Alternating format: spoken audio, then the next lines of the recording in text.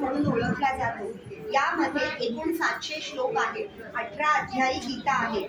श्रीकृष्णांनी अर्जुनाला जीवनाबद्दल केलेला उपदेश म्हणजे भगवद्गीता म्हणून ओळखलं जातं. 5000 वर्षांपूर्वी 25 डिसेंबर या दिवशी श्रीकृष्णांनी अर्जुनाला गीता सांगितली. न्यायालयात जेव्हा शपथ घेतली जाते तेव्हा सुद्धा भगवद्गीतेचा आधार घेतला जातो. त्यामुळं हा आपला धर्मग्रंथ म्हणून ओळखला जातो. आता आपल्याला मान्या भगवद्गीतेबद्दल थोडीशी माहिती सांगणार आहोत.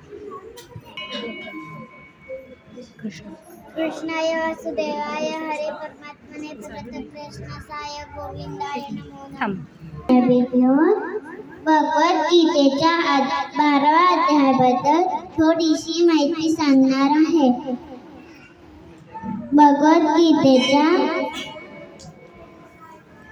हा भक्तियोग म्हणून ओळखला जातो. या अध्यायात टोटल 20 श्लोक आहेत.